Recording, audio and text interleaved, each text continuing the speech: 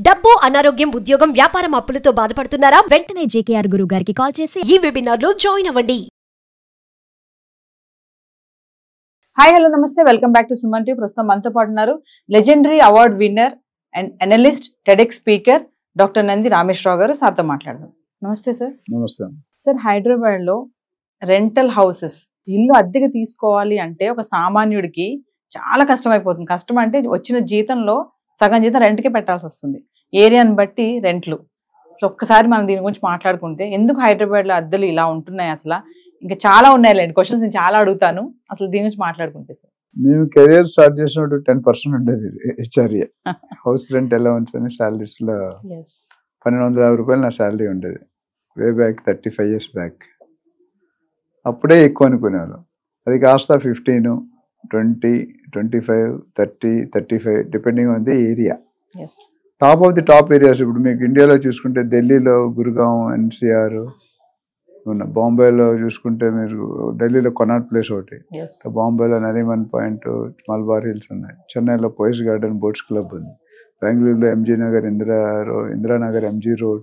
అట్లా హైదరాబాద్లో చూసుకుంటే బంజారా హిల్స్, జూబ్లీ హిల్స్, లేటెస్ట్గా కోకాపేట్, వైజాగ్లో చూసుకుంటే ఎంవీపీ కాలనీ, విజయవాడలో చూసుకుంటే లబ్బిపేట, 1 టౌన్ రోడ్డు, గుంటూరులో నాచ్ సెంటర్, ఇట్లా బ్రాడీపేట, రెండల్ రోడ్. ఇవన్నీ కూడా నేను తిరిగాను కాబట్టి నాకు ఏరియా వైజ్ డిస్ట్రిక్ట్ తెలుసు. అన్నీ కూడా మనం అనుకున్నట్టు లేవు. ఎందుకంటే రియల్ ఎస్టేట్ అనేది తారుమారు అవుతుంది. ఎందుకంటే అనుకోని విధంగా రేట్లు పెరిగిపోతున్నాయి. కొనాలన్నా, రెంట్కి తీసుకోవాలన్నా. ఇప్పుడు చాలామంది 100కి 90% ఇల్లు కొనుక్కొని ఉండే కెపాసిటీ లేదు. ఎందుకంటే ఇప్పుడున్న శాలరీస్, ఏ ఫ్యామిలీ అయినా వైఫ్ హస్బెండ్ వర్క్ చేసినా సరే సరిపోవట్లేదు. అప్పటికి కూడా కాంప్రమైజ్. నేను చాలాసార్లు మనం జనరల్ బిజినెస్ టాపిక్లో చెప్తాను. చాలా మంది ఏం చేస్తారంటే ఖర్చులు ఇన్ని పెడతారు, ఆదాయం ఇంత ఉంటుంది. అప్పుడు ఏం చేయాలి? 2 మార్గాలు ఉన్నాయి. ఒకటి, ఖర్చులు తగ్గించుకొని కాంప్రమైజ్ అవ్వాలి. రెండోది, ఆదాయం పెంచుకోవాలి. ఆదాయం పెంచుకుంటే ఖర్చులు హ్యాపీగా పెట్టుకోవాలి. మోస్ట్ ఆఫ్ ది టైం ఏంటంటే కంఫర్ట్ జోన్లో ఉండడానికి ట్రై చేస్తున్నారు పబ్లిక్. అంటే ఖర్చులు పెంచుకుంటే ఆదాయం తగ్గిపోతుంది, ఆదాయం పెంచుకుంటే ఆదాయం తగ్గించుకుంటున్నారు. ఇక్కడ కూడా రెంటల్ ఎందుకు చదివి, రెసిడెన్షియల్కి కమర్షియల్కి రెంటల్కి ఒక తేడా ఉంటుంది. రెసిడెన్షియల్లో 2 to 3% అనేది రిటర్న్స్ గత 10-20 సంవత్సరాలుగా చూస్తున్నాం. గత 1-2 yearsగా మాత్రం అనూహ్యంగా మార్పులు వచ్చినాయి. ఎందుకంటే 10 రూపాయలది 100 రూపాయలు అయింది, 100 రూపాయలది 1000 రూపాయలు అయింది. ఎస్పెషల్లీ కేసీఆర్ గారి హయాంలో, అంటే చంద్రబాబు గారు, కిరణ్ కుమార్ రెడ్డి గారు, రాజశేఖర రెడ్డి ఉన్నప్పుడు కూడా బాగా గ్రోత్, ప్రతి ఒక్కరు కూడా రియల్ ఎస్టేట్ మీద కృషి చేశారు. వాళ్ళంతు సహాయం వాళ్ళు చేశారు. కానీ ఎస్పెషల్లీ లాస్ట్ 2 terms ఈ గవర్నమెంట్ ముందు వచ్చిన రియల్ ఎస్టేట్ అనూహ్యంగా హైదరాబాద్ వెస్ట్ జోన్, ఏదైతే మన గచ్చిబౌలి ఫైనాన్షియల్ డిస్ట్రిక్ట్, మోకిలా, శంకరపల్లి, శంషాబాద్ ఇవన్నీ అనుకుంటున్నాం, టూ మచ్ హైప్ అయిపోయింది. దానివల్ల ఏమవుతుందంటే ఎవరైతే land owners are property owners ఉంటారో వాళ్ళు క్యాలిక్యులేట్ చేసుకుంటారు, నా రేటు ఇంత పెరిగింది, మరి దానికి అంత ప్రకారం రెంట్ రావాలి కదా, అది రావట్లేదు. ప్లస్ ఈ ప్రపంచంలో ఎప్పటికీ పెరిగేది ఏంటి చెప్పండి? ప్రపంచంలో కంటిన్యూ పెరుగుతున్నది పాపులేషన్. ఎప్పటికీ పెరగంది ఏంటి చెప్పండి? భూమి. అంటే ఇల్లులు. 50 సంవత్సరాలు మీరు 30-40 సంవత్సరాలు కింద పుట్టినప్పుడు, మీరు పుట్టినప్పుడు పాపులేషన్ ఎంత ఉంది, ఇప్పుడు ఎంత ఉంది? మీరు పుట్టినప్పుడు భూమి ఎంత ఉంది, ఇప్పుడు అంతే ఉంది. అంటే పాపులేషన్ పెరుగుతుంటే రిక్వైర్మెంట్ పెరుగుతుంది. మనం ఇండియాలో చైనా వాడు కంట్రోల్ చేసుకుంటుంది, మనం పెంచుకుంటూ పోతాం. హమ్ కిసీసే కమ్ నహీ. అంటే పాపులేషన్ కూడా నెంబర్ 1. మన ఏది కూడా డయాబెటీస్ లో కూడా నెంబర్ 1, బీపీలో కూడా నెంబర్ 1, అన్ని రోగాల్లో నెంబర్ 1, అన్నిట్లో గేమ్స్ లో నెంబర్ 1. కొన్ని బాగానే ఉంటాయి, కొన్ని నెంబర్ 1 బాగుండవు. అంటే ఇక్కడ ఎలా అంటే సార్, ఇప్పుడు ఇండిపెండెంట్ హౌస్ కానీ, విల్లాస్ కానీ ఓకే ఎక్కువ ఉందంటే అనుకోవచ్చు. మామూలు సాధారణమైన ఇంట్లో కూడా రెంట్ తీసుకోవాలంటే సింగిల్ బెడ్రూమ్ దగ్గరికి వెళ్తే మాత్రం సింగిల్ బెడ్రూమ్ నుంచే 22,000, 25,000 ఉన్నాయి. మరి ఎలా సార్, ఎలా ఇళ్ళలో ఎలా దొరుకుతాయి? మరి ఏంటి ఇంకా చూసుకుంటే మళ్ళీ మెయింటెనెన్స్, దీంతో పాటు ఒక్కొక్క దగ్గర అయితే అపార్ట్మెంట్స్ మెయింటెనెన్స్ ఎలా ఉంటుందంటే 2,000, 3,000 ఇలా ఉన్నాయి మెయింటెనెన్స్. సామాన్యుడు ఎలా బతకాలి హైదరాబాద్ నగరాన్ని? ఎలా బతకాలంటే ఇప్పుడు పిండి కొలిది రొట్టి, జిత్నా పేడ్ ఉత్నీ హవా అని ఉంటుంది, జిత్నా ఆటా ఉత్నా రొట్టి. ఇది మనం గోల్డ్ లో చెప్పుకున్నాం. ఏం చెప్పుకున్నాం గోల్డ్ మాట్లాడినప్పుడు ఒక last time? When demand is more, demand is more, supply is less. ఇప్పుడు ఏమవుతుంది? రేటు పెరుగుతాయి, రేట్లకి రెక్కలు వస్తాయి, ఆకాశం అంత ఎత్తి ఎదగడానికి అవకాశం ఉంటుంది. When supply is more, demand is less, rate తగ్గుతుంది. ఇక్కడ ఏమైందంటే ఒక ఇంటికి 10 మంది పోటీ పడుతున్నారు. అందులో పూర్వకాలంలో కండబలం, గుండె బలం అని, ఇప్పుడు మనీ బలం. ఎవరు ఎక్కువిస్తే ఓనర్ వాళ్ళకి ఇస్తారు. ఇది ఇందులో ఒకటి ఓనర్కి చిన్న సూచన ఏంటంటే, డబ్బులు ఎక్కువ ఇచ్చారని తీసుకుంటే సింహం నవ్వింది అని ఫోటోగ్రాఫ్ తీసుకున్నట్టు ఉంటుంది. ఎందుకు డబ్బులు ఎక్కువ ఇచ్చారని డౌట్ చేయాలి వాడిని. మార్కెట్లో 20,000 నీకు 35,000 ఇస్తాను అంటాడు. కొంతమంది టెనెంట్స్ అప్పుడప్పుడు వచ్చి ఫైనలైజ్ చేస్తారు. మనం ఇల్లు మారంటే 2 నెలలు నోటీస్ పెట్టి ఉంటుంది కదా. సడన్ గా నాకు ఒక టెనెంట్ వచ్చాడు, వచ్చి ఇద్దరు wife and husband newly married, వచ్చి 5 గంటలకి ఇల్లు చేశారు, 6 గంటలకు అడ్వాన్స్ ఇస్తామని ఫోన్ చేశారు. నేను క్యాన్సిల్ చేశాను. తర్వాత కట్ చేస్తే ఆ ఓనర్తో ఉంటే అక్కడ రెంట్ ఎగ్గొట్టేస్తున్నారు ఇక్కడ. ఒకటి అది. సో రెంట్లు తక్కువ అవడానికి కారణం రేట్లు పెరగడం వల్ల ఒకటి రీజన్.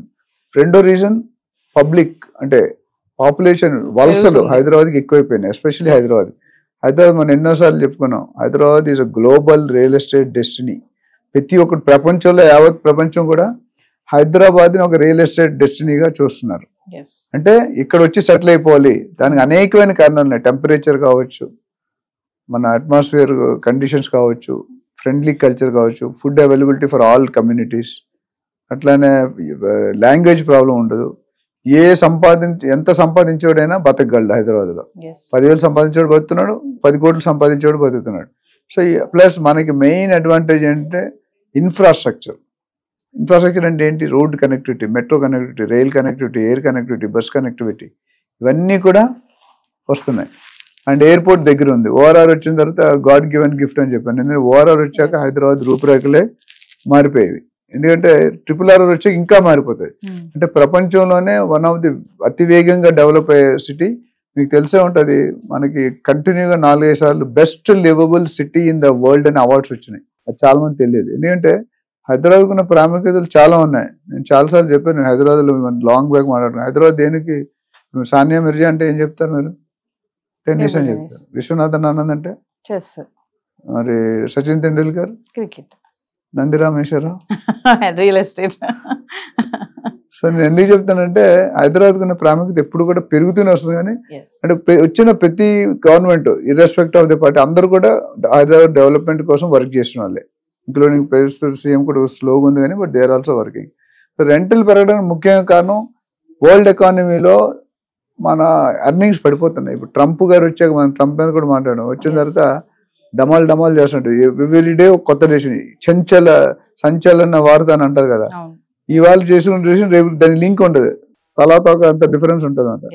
ఇవాళ తల మాట్లాడితే రేపు తోక మాట్లాడితే ఎల్లుండి మధ్యలో మాట్లాడతారు. సో జనాలు ఊహించరు. అక్కడ own Americans, their own country people are ignition. Government job లో బైఅవుట్ అని స్కీమ్ పెట్టాడు. స్కీమ్ పెట్టి VRS లాగా మనకి వాలంటీర్ రిటర్న్ పెట్టి కొంత గవర్నమెంట్ ఫెడరల్ ఎంప్లాయీస్ ని తీసేస్తున్నాడు. అది గవర్నమెంట్ వ్యతిరేకం అది. ఎందుకంటే పబ్లిక్కే ఓట్లు వేశారు, వాళ్ళనే తీసేసట్లా.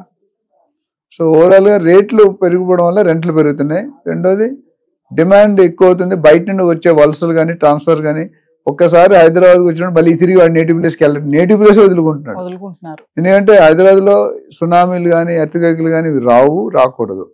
ఏ విషయంలో చూసుకున్నా హైదరాబాద్ ఇప్పుడు కూడా మీరు చెప్తున్నారు రేట్లు రియల్ ఎస్టేట్ చీప్. ఇంకా బెంగళూరులో మన ఇక్కడ ఫ్లాట్ 25,000 30,000 ఉంటాయి, బెంగళూరులో 60-70,000 ఉంటుంది. ఇక్కడ 2 నెలలు అడ్వాన్స్ అయితే అక్కడ 1 year అడ్వాన్స్. బాంబేలో అంతే. బాంబేలో ఒక లైసెన్స్ లీజ్ అగ్రిమెంట్ చూస్తే 80 పేజీలు 70 పేజీలు ఉంటుంది. మన లీజ్ అగ్రిమెంట్ 2 పేజీలు ఉంటే ఎక్కువ. నేను అన్ని కండిషన్ ఉంటాయి. బాంబేలో నరిమన్ పాయింట్ ఒక స్క్వేర్ ఫీట్ అడిగి లక్షల్లో అమ్ముతున్నారు, లక్షలు. నేను 2006లోనే 7లో చూసిన ఒక ఆర్టికల్. బాంబేలో నరిమన్ పాయింట్ లో అప్పటికి 10 years అంటే 2006 10 years ఓల్డ్ ఫ్లాట్, అంటే 1996లో ఎప్పుడు ఆ ఫ్లాట్ ఎంత కమ్ముంటారు? 2,000 square feet 10 years ఓల్డ్. ఎంత కొని ఉంటారు చెప్పండి? ఎంత కమ్ముంటారు మీ ప్రకారం? 37 కోట్లు అమ్మారు 2006లో. 3 bedroom ఫ్లాట్ 2,000 square feet అంటే ఎంత అయింది? 37 కోట్లు. ఈ రోజు అది 1,00,000 కోట్లు అయి ఉంటుంది. 1,00,000 అంటే 100 కోట్లు అయి ఉంటుంది. ఎందుకు? అటుపక్క బిగ్ బి ఉంటాడు, ఇటుపక్క షారూక్ ఖాన్ ఉంటాడు, ఇటుపక్క శ్రీదేవి, అలాంటి సెలబ్రిటీ టవర్ అది, సరౌండింగ్స్. సో పక్కన నెట్వర్క్ కదా, డైరెక్ట్ రోజు మీరు అంతే వచ్చిన కానీ చూడొచ్చు.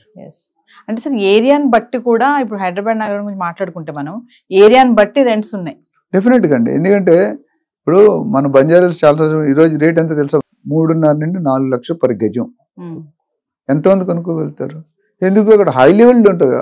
అటు ఒక మినిస్టర్, ఇటు ఒక కలెక్టర్, ఇటు ఒక IPS, అటు ఒక IFS, బిజినెస్ మెన్స్, బిల్డర్స్, వీళ్ళందరూ ఉన్నారు. సో ఆఫీసర్స్ ఆ అంబియన్స్ మీకు రాదు కదా.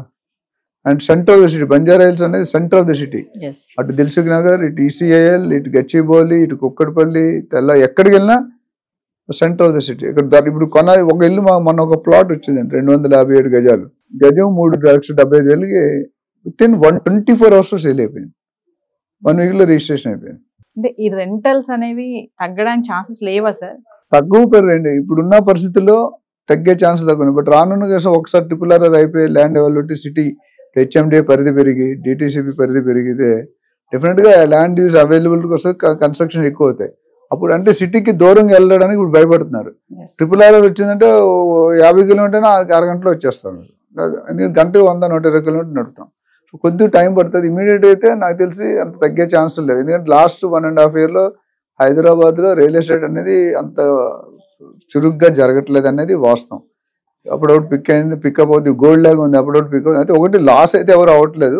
అట్లాంటి రేట్లు కూడా పెరగట్లేదు, రేట్లు కూడా తగ్గట్లేదు.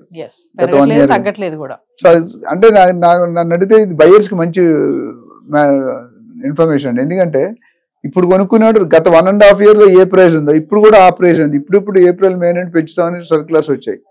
సో నాకు తెలిసి అంత రేట్లో కొనుక్కోవడం. ఇంకోటి డబ్బులు ఉంటే మాత్రం కొనుక్కొని ఈఎంఐ కట్టుకోవడం బెటర్.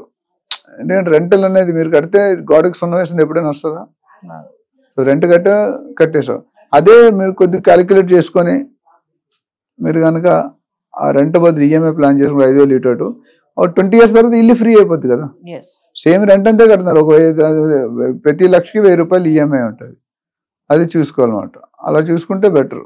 సో జనాలు పెరిగినందువల్ల పాపులేషన్ పెరగడం వల్ల డిమాండ్ ఎక్కువ ఉంది, సప్లై రెంటల్ కొత్తగా ఉన్నాయి రావడానికి, ఎగ్జిక్యూట్ చేయడానికి ఇంటీరియర్ టైం పడుతుంది.